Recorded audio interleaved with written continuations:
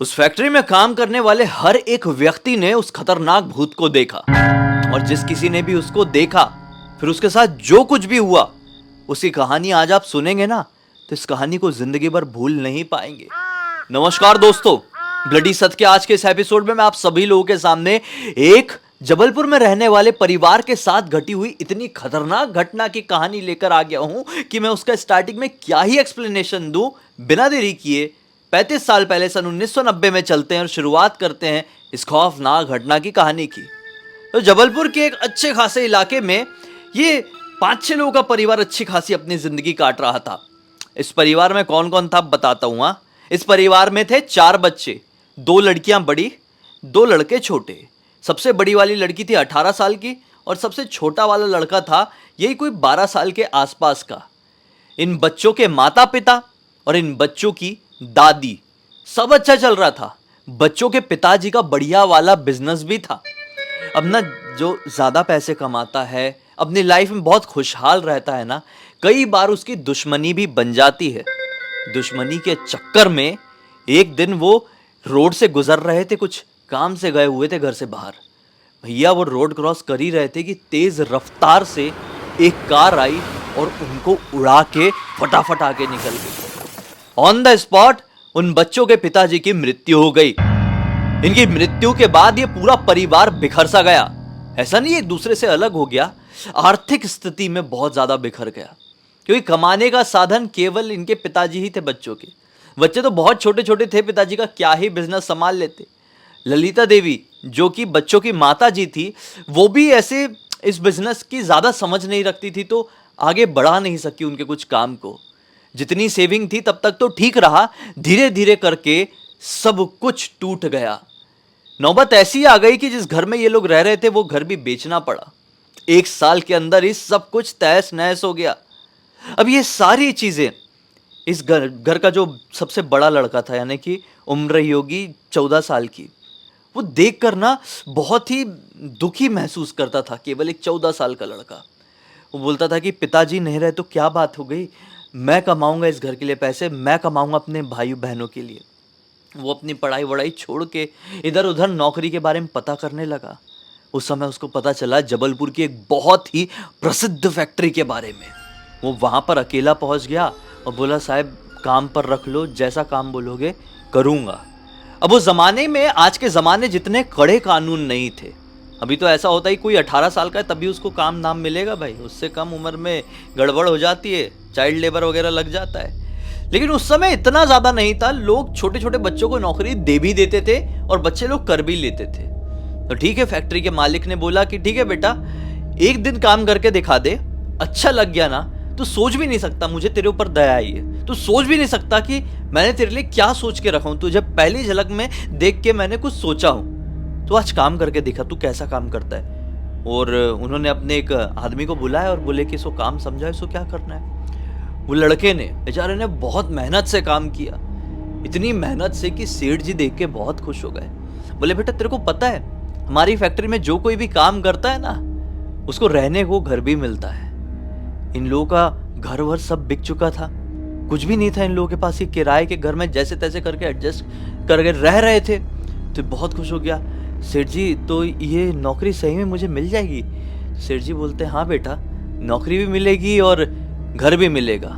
हो सके तो अपनी माँ को या किसी को लेकर आ और मुझसे एक बार बात करवा दे। ये बहुत खुश हो गया, घर पर जाकर अपनी माँ को ये पूरी बात बताया ललिता देवी को। तो ललिता देवी को लगा यार बताओ, मेरा इतना छोटा सा 14 साल का लड़का हमारे लिए इतना कुछ सोच रहा है, अपनी दादी के लिए इतना कुछ सोच रहा है, और मैं ऐसी की ऐसी बैठी रहूंगी। कल मैं भी फैक्ट्री जाती हूँ और मैं भी नौकरी मांगूंगी, मैं भी करूंगी काम। अब ये माँ और फिर ये सबसे बड़ी वाली बहन जो 18 साल वाली बहन थी वो भी तैयार हो गई, बोले मैं भी नौकरी करूंगी माँ। तो बढ़िया तीनों गए सेठ जी के पास फैक्ट्री में। सेठ जी ने बोले कि ठीक है, अगर आप तीनों करना चाहते हैं तो हमारे पास रिक्वायरमेंट तो है, ठीक है आप तीनों करो और आपको घर भी मिल जाएगा 2 दिन के अंदर। 2 दिन के अंदर में सेठ जी ने इनको घर भी करवा के दे दिया। अब कैसा था ना भाई, इस फैक्ट्री में जितने भी वर्कर काम करते थे, एक पर्टिकुलरली छोटी सी कॉलोनी जैसी थी जो सेठ जी की ही थी। ये बहुत अमीर आदमी था भाई, इस फैक्ट्री का मालिक, हल्के में मत लेना। उसने एक हल्का सा मतलब क्वार्टर जैसा एरिया बनाकर रखा था और वहीं पर वो अपने सारे वर्कर्स को रखता था। तो यहीं पर ये परिवार आकर रहने लगा। शुरुआती दिन तो बहुत अच्छे से कटे, बढ़िया से। इनको रहते रहते लगभग 6-7 महीने भी बीत चुके थे। 6-7 महीने बाद जो घर में ये लोग रहते थे ना, उसी घर के बाजू में एक दंपत्ति रहने के लिए आए, एक कपल रहने के लिए आया, न्यूली मैरिड कपल। ठीक है, वो भी लेबर का काम करने के लिए आए। वो कोलकाता में शादी किए हुए थे और शादी करके डायरेक्टली यहाँ पर आए थे। मतलब शादी को मुश्किल से 3 महीने भी नहीं हुए थे। जो ये कपल था ना, उसकी जो लड़की थी, मतलब वाइफ जो थी ना, वो बड़ी सुंदर थी यार। और खासकर उसके बाल उसकी बाल की जो भी देखता था ना, वो तारीफ किए बिना रह नहीं पाता था। बहुत खूबसूरत लड़की थी। वो भी बेचारी कुछ मजबूरी रही होगी, किसी ने पूछा नहीं, ये सोचकर कि पूछेंगे तो बेचारी को बुरा लगेगा। वो भी लेबर का काम करने के लिए आई, वर्कर का काम करने के लिए, उसका पति भी। ये लोग भी काम कर रहे हैं। एक दिन ललिता देवी, उनके जितने चारों बच्चे थे ना, सब फैक्ट्री में थे। ठीक है, अब थोड़ा सा ऐसा घराना जैसा हो गया था कि भाई फैक्ट्री में काम कर रहे हैं तो बच्चों को भी ले आए, चल रहा है काम। तो सब काम कर रहे हैं और वो न्यूली मैरिड कपल में से वो औरत भी काम कर रही थी और उसका आदमी कहीं गया हुआ था बाहर। वो ना फैक्ट्री में एक मशीन थी जिसमें ना ऐसा ऐसा राउंड राउंड चेन जैसी थी और वो तेजी से चलती रहती थी। एक मशीन थी ऐसी। वो लड़की भी उसी मशीन के पास खड़े होकर काम कर रही थी, वही सुंदर वाली लड़की। हाँ, अचानक से उसकी साड़ी का पल्लू ना, वो मशीन में जो चेन घूमती ना, उसमें फंसा। वो चेन में फंसा उसका पल्लू, वो छुड़ाने के लिए ऐसा ऐसा ऐसा ऐसा करी है कि उसके बाल तो लंबे थे, वो खच्चे से उस चेन के अंदर फंस गए। अब पूरी उसका ये वाला पार्ट ऐसे अलग होके खट खट खट खट खट खट पूरा यहां से यहां वाला पार्ट अलग हो गया। बड़ी खराब अवस्था, चिल्ला चोट मच गई पूरी फैक्ट्री में। अरे अरे, लड़की गई, लड़की के 2 टुकड़े हो गए, ये हो गया वो हो गया। सब भाग भाग के आए, मशीन बंद किए, लेकिन तब तक तो बहुत देर हो चुकी थी।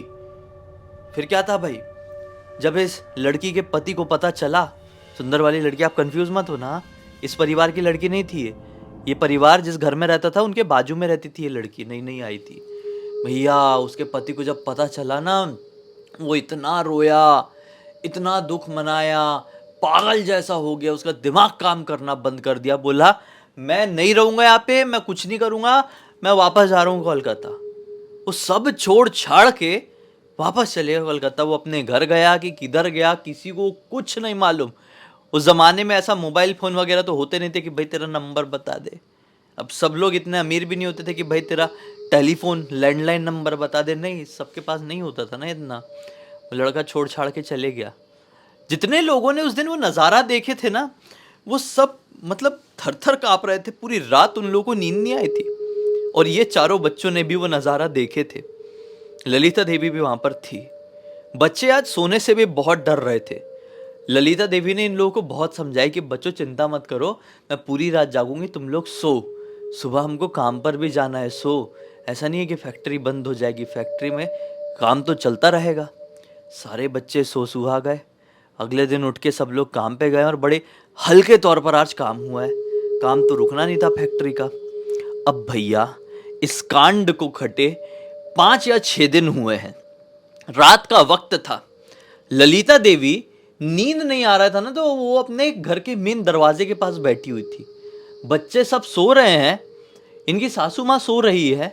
ये अपना जो घर का, इनके जो क्वार्टर का जो मेन दरवाजा था, वहां पर ऐसा करके बैठी हुई थी। ठीक है, ऐसी कुछ कुछ सोच रही है, उनको अपनी पुरानी चीजें याद आ रही होगी, अपनी पति की जो भी याद आ रही होगी। वो बैठी हैं। अचानक से उनको ना अपना जो बाहर वाला एरिया है, वहां से कुछ हलचल कुछ समझ में आई। ऐसा लगा कि वहां से कुछ तो भी चल के जा रहा है कोई। हाँ, तो उनको ऐसा लगा कि इतनी रात गए, हमारे क्वार्टर्स वाले एरिया में बाहर कोई निकलता नहीं है।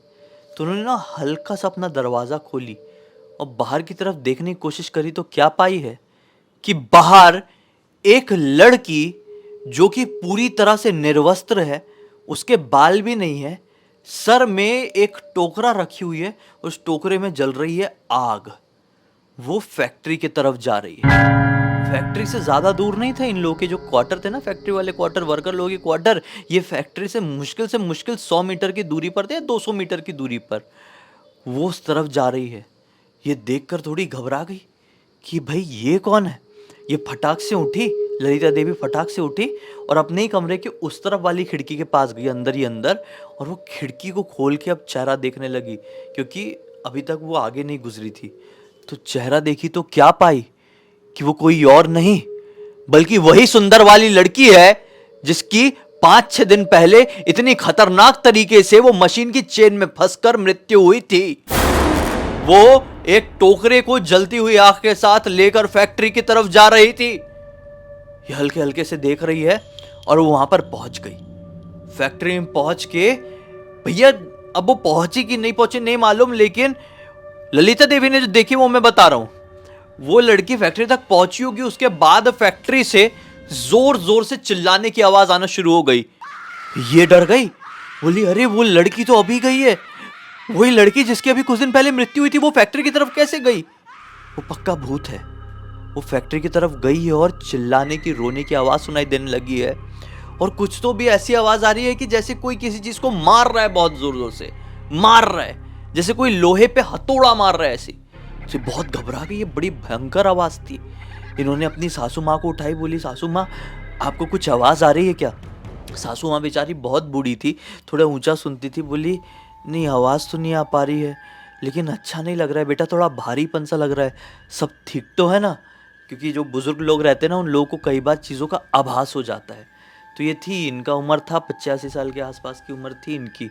तो भैया ऐसा हो रहा था। ये रात तो जैसे तैसे करके कटी, पूरी रात को सो नहीं पाई। अगला दिन जब निकला और सारे वर्कर्स काम करने के लिए फैक्ट्री में पहुंचे, तो सब लोग बात कर रहे हैं, अरे पिछली रात को कुछ आवाज़ आई थी क्या फैक्ट्री की तरफ से, जैसे कोई हथौड़ा मार रहा है, कोई रो रहा है, कोई चीख रहा है, कोई चिल्ला रहा है। सब लोग बात कर रहे हैं। किसी ने देखा नहीं था कि बाहर क्या नज़ारा था, सिर्फ ललिता देवी ने देखी थी। ललिता देवी जिनसे थोड़ा सा क्लोज थी, उनको पूरी बात बताती है कि भाई रात के समय मैं जाग रही थी और ये आवाज़ आने के जस्ट पहले मैं दरवाज़ा खोल के बाहर देखी थी, वही लड़की, वही कोलकाता वाली जिसकी मृत्यु अभी 5-6 दिन पहले हुई है, वो पूरी निर्वस्त्र बिना कपड़ों के मुझे दिखाई दी थी। उसके बाल भी नहीं थे, सर पे एक टोकरा लेकर, जलती हुई आग लेकर वो फैक्ट्री की तरफ गई हुई थी। तो सब लोग, मतलब जिन्होंने ये बात सुनी, वो घबरा गए, बोले ये कैसे हो सकता है? बोले ठीक है यार, किसी को बताएंगे नहीं अपन, लेकिन संभल के रात के समय अपने घर से बाहर मत निकलना और बच्चों को भी मत निकलने देना। लेकिन ऐसे करते करते बात मुंह मुंह से फैल गई, सबके बीच में फैल गई। सिर्फ बात ही नहीं फैली, हर रात को ऐसा ही होता था। अब आवाजें और बढ़ने लगी, रोज रात में और जोर जोर से चीखने की आवाज सुनाई देती। एक अजीबो गरीब डर का माहौल यहाँ पर बन गया था। फैक्ट्री के सेठ जी का जो मैनेजर था, एक दिन सब लोग उसके पास पहुंचे कि रोज रात में हमको बहुत डर लगता है और फैक्ट्री से ऐसी ऐसी आवाजें सुनाई देती है। मैनेजर ने बोला कि देखो, सेठ जी तक ये बात जाएगी तो बहुत प्रॉब्लम हो जाएगी तुम लोगों को। इससे बेहतर ये है कि तुम लोग ही इसका सॉल्यूशन निकालो कि क्या कर सकते हो। वो आवाज़ किसकी है तुमको जानना है तो तुम खुद ही समझ लो। तुम लोग खुद फैक्ट्री के पास में रहते हो ना, ना सेठ जी दिन में यहाँ पर रहते हैं ना हम लोग। तुम संभाल लो भाई, हर चीज़ की बात लेकर सेठ जी तक क्यों आ रहे हो? बेहतर इसी में है, उनको कुछ मत बताओ।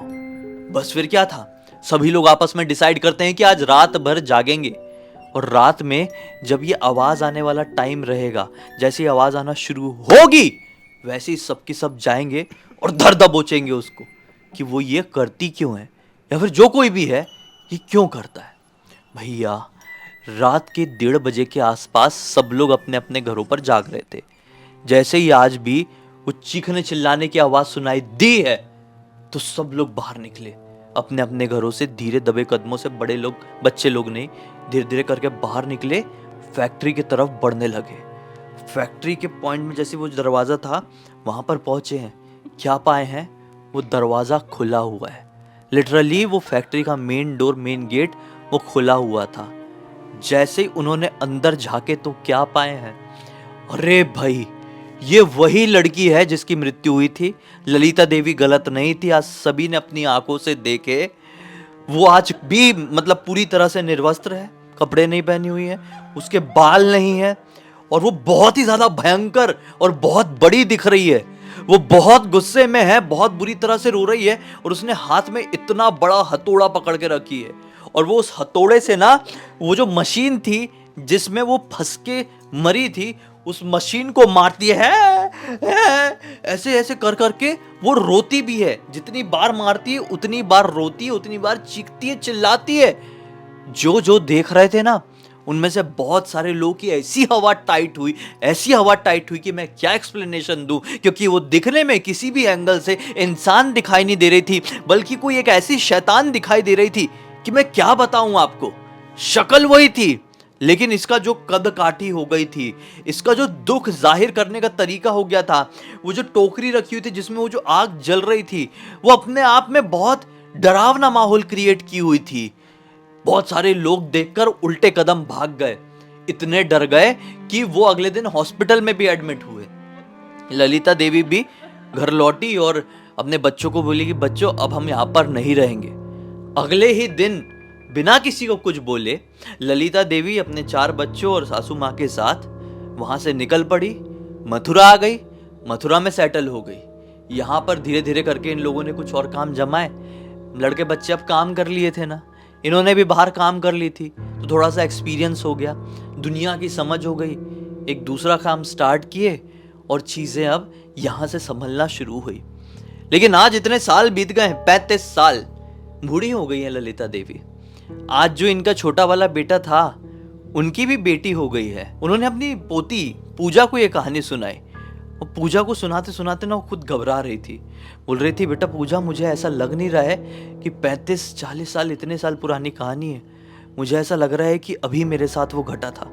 अभी भी कई बार अंधेरा होता है, घर के बाहर झांक रही होती हूँ तो ऐसा डर लग जाता है कि वही लड़की मुझे वो टोकरा लेकर जाते हुए ना दिख जाए। इस पूरी घटना की जानकारी पूजा ने ही मुझे लिखकर भेजी, जैसा मैंने आपको बताया। पूजा ने बोली कि सभी को बताइए ताकि सबको सीख मिले, कि आपको कहीं पे भी समझ में आए कि यहाँ पर कुछ गड़बड़ है भूतिया चीज से रिलेटेड, वहां से हट जाइए। पहले खुद की और खुद के परिवार वालों की सोचिए। ओवर स्मार्ट बनते हैं जो उनके साथ प्रॉब्लम होती है। बहुत सारे लोग यहाँ पर रहे, इसके बाद इन लोगों को जानकारी मिली कि जो लोग यहाँ पर रहे उसमें से 85% लोग अपना दिमागी संतुलन खो दिए। 85% लोग। कुछ लोगों की अटैक आने से मृत्यु हो गई, तो कुछ लोग अपने घरों में संदिग्ध तरह से मरे हुए पाए गए। कुछ सालों बाद वो फैक्ट्री भी बंद हो गई। ललिता देवी सोचती हैं कि अच्छा हुआ भैया मैं वहां से निकल गई, वरना मेरे साथ कुछ भी हो सकता था, मेरे बच्चों के साथ कुछ भी हो सकता था। आज सब बड़े बड़े हैं, सबका अपना परिवार है। पता नहीं हम वहां से नहीं निकले होते तो क्या कुछ हो गया रहता। खैर, इसी एक नोट के साथ अब इस कहानी का अंत करते हैं। अब तक देख लिए हैं तो लाइक जरूर कर देना, चैनल को सब्सक्राइब करके बेल आइकन दबा के ऑल के ऑप्शन में क्लिक करना, क्योंकि इसी तरह के हैरान कर देने वाले खौफनाक वीडियोस डेली आप लोगों के सामने लेके आता रहता हूँ। इंस्टाग्राम की लिंक इस वीडियो के डिस्क्रिप्शन बॉक्स में मिल जाएगी, क्लिक करके डायरेक्टली वहां पर पहुंच जाना। और इसी तरह की कोई भी कहानी, टॉपिक या जानकारी आप लोग के पास भी है तो लिख भेजना। हो सकता है मेरा अगला वीडियो कल आपके हिसाब से ही बन रहा हो। तो चलिए कल फिर से मिलते हैं, तब तक के लिए बहुत बहुत धन्यवाद। आपका दिन शुभ हो।